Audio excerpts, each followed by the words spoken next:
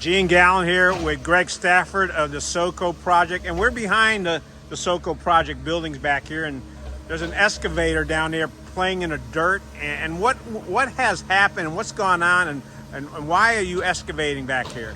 Well, the area back here under where we had our dumpsters, there were rumors of and some evidence of a graveyard being back here underneath the dumpster pad that had been put in back in the 50s, or sorry, back in the 80s, and under an area that had been paved 3 times over the last 100 years.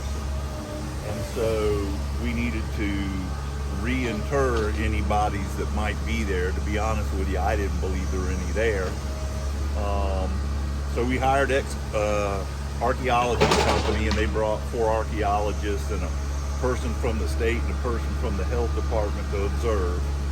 And we began digging, and we found, in fact, 7 graves.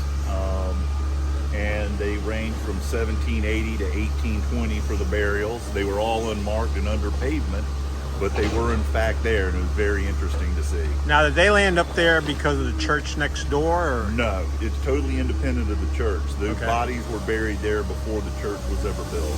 All right, so you found 7 bodies, and you were careful about doing this because, again, it's a sensitive subject. Well, so you had the archaeologist there. Can you kind of get into that a little bit? Well, the state law is that you have to have an archaeologist, direct what goes on. And so they were down in there with the brushes and the tiny little pits, and recovered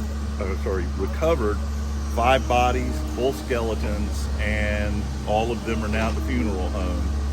And the family of these people is going to gather sometime in the fall, and they'll be reburied in the graveyard of the Methodist Church, which is behind us.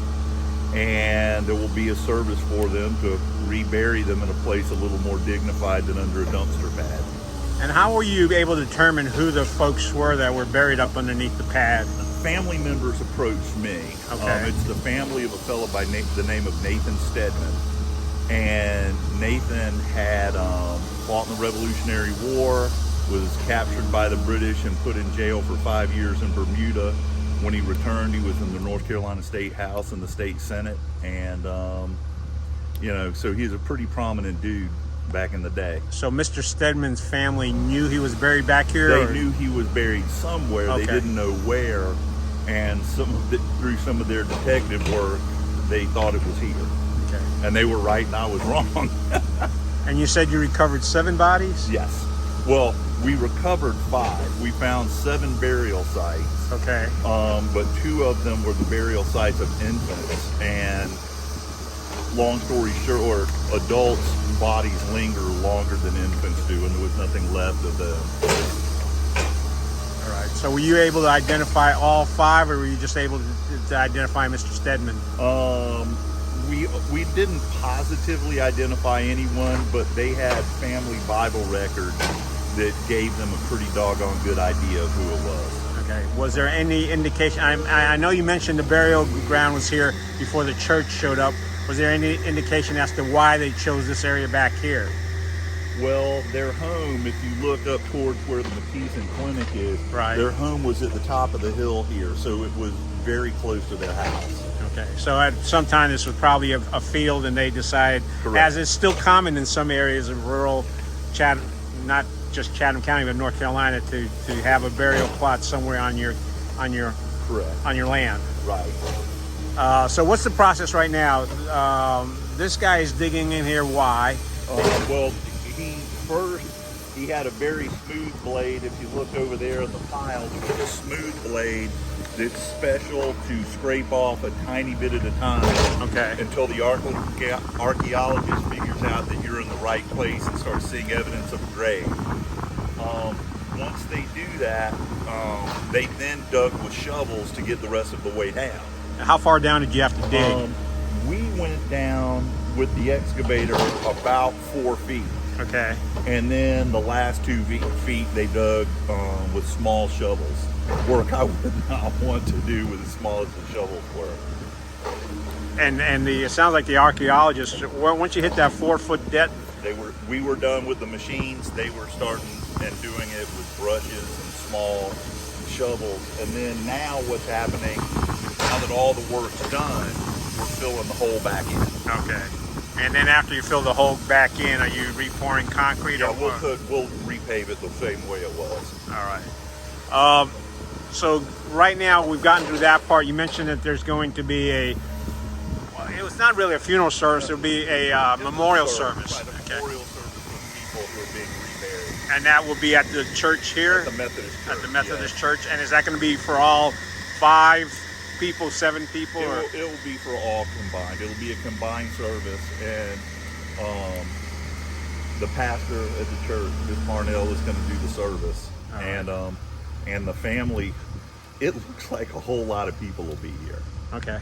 Well, we're sure to get that date and time so folks that are interested could come out. And the only reason we haven't assigned a date and time is that so far we're waiting on a solid day to get a tombstone back.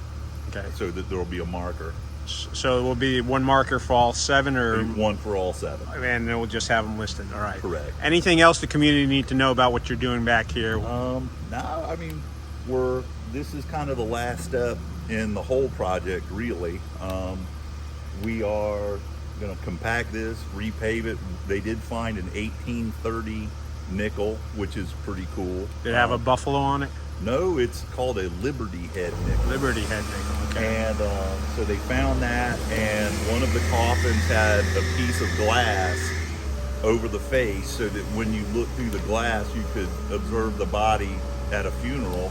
But then, of course, the piece of glass, you were able to see the skull through it when the archaeologists got to that point. Those are the 2 most interesting things that we found. Well, I know following you and the SoCo project, one of the things you've tried to be very careful about is preserving some of the history of what you're doing here. Right.